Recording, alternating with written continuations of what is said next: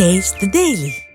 கர்நாடகாவை தொடர்ந்து தலைநகர் டெல்லியில் கேரள அரசு தலைமையில் மத்திய அரசுக்கு எதிராக போராட்டம் நடைபெற்றது. அதில் பங்கேற்ற எதிர்க்கட்சிகள் நிதி பகிர்வு தொடர்பான தங்களுடைய அதிருப்தியை வலுவாக முன்வைத்தனர்.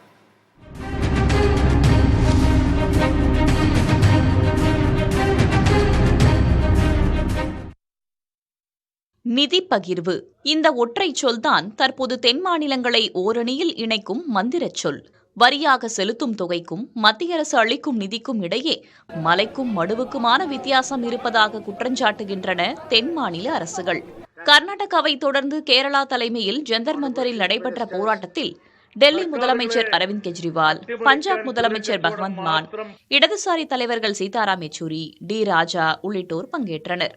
இதற்கு ஆதரவு தெரிவித்து தமிழக முதலமைச்சர் மு க ஸ்டாலின் வெளியிட்டுள்ள வீடியோவில் நிதி பகிர்வில் மத்திய அரசு காட்டும் பாகுபாடு ஆக்சிஜனை நிறுத்துவதற்கு சமம் என விமர்சித்துள்ளார். பிரதமர் மாண்புமிகு நரேந்திர மோடி அவர்கள் மாநிலங்களை முனிசிபாலிட்டிகளை போல நினைக்கிறார். மாநிலங்கள் இருப்பதோ, மாநிலங்களுக்கு முதலமைச்சர்கள் இருப்பதோ அவருக்கு பிடிக்கல. இத்தனைக்கும் குஜராத் மாநில முதலமைச்சராக இருந்து அதன் பிறகு பிரதமரானவர் அவர். ஆனால் பிரதமரானதும் அவர் செஞ்ச முதல் செயல் மாநிலங்களோட உரிமையை பறித்தது தான். நிதி உரிமையை பறித்தார், கல்வி உரிமையை பறித்தார், மொழி உரிமையை பறித்தார், சட்ட உரிமையை பறித்தார். மாநிலங்களின் நிதி உரிமையை பறிக்கிறது ஆக்சிஜனை நிறுத்துறதுக்கு சமம். அதைத்தான் பாஜக அரசு செஞ்சிட்டு வருது. மாநிலங்களின் உரிமையை நிலைநாட்ட தலைநகரில் வரலாற்று போராட்டம் நடத்தப்பட்டு வருவதாக கேரள சுகாதாரத்துறை அமைச்சர் வீணா ஜார்ஜ் தெரிவித்துள்ளார். This is a historic protest to protect the rights of the state. See, here you have seen the cross-section of the entire country. So India is a union of states. So every state should have its own financial rights. The constitution ensures financial rights and political rights.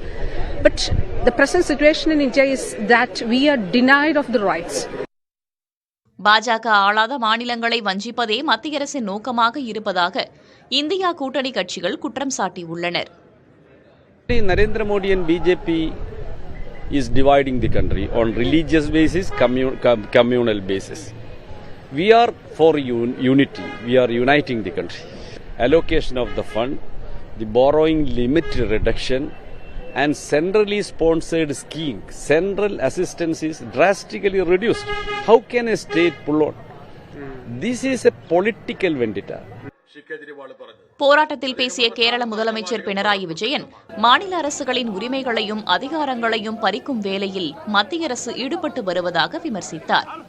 மத்திய அரசு பாகுபாடு காட்டுவதால் தான் வட India, தென்னிந்தியா என்ற குரல் எழுவதாகவும் அவர் கூறினார். அரசியலமைப்பு வழங்கியுள்ள உரிமைகளை காக்கவே இந்த போராட்டம் நடத்தப்படுகிறது என்கிறார்கள் இந்தியா கூட்டணி கட்சியினர். புதிய தலைமுறைக்காக செய்தியாளர் நிரஞ்சன் குமார்.